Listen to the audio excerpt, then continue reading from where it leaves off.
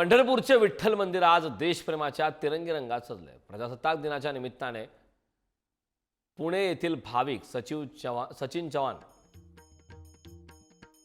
त्यामुळे तिरंगी रंगात विठ्ठलाचं रूप मनोहारी दिसत होते। प्रसंगी हे दृश्य आपण पाहतोय।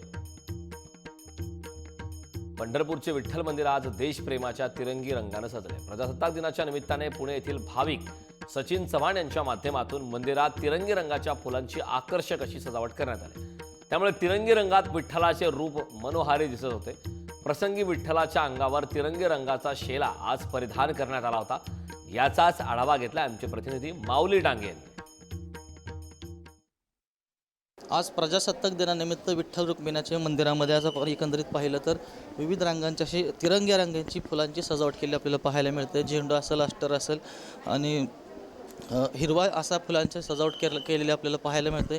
एकंदरीत आपण पाहिलं विठ्ठल आणि रुक्मिणी मातेच्या अंगावर तिरंगी रंगाचा शेला परिधान करण्यात आलेला आहे आणि जवळपास 2 टनाच्या फुलांची सजावट विठ्ठल रुक्मिणी मंदिरामध्ये करण्यात आलेली आहे। आणि हे जी सगळी सजावट आहे पुणे येथील विठ्ठल भक्त सचिन चव्हाण यांच्याकडून करण्यात आलेली आहे। आपण त्यांच्याकडून जाणून घेणार आहोत की काय सांगाल की आज काय थीम आहे।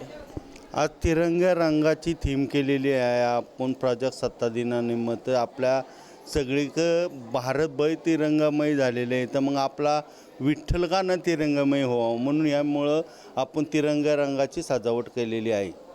किती फुलांचा वापर केला? जवळजवळ 2 टन फुलांचा आपण वापर केलेला आहे। कोणती फुलं? झेंडू, शेवंती, कामिनी असे विविध फुलांचा वापर करून आपण सजावट केलेली आहे।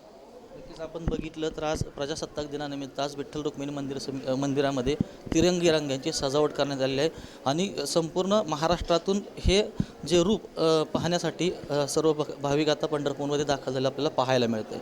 माऊली डांगे, पुढारी न्यूज, पंढरपूर।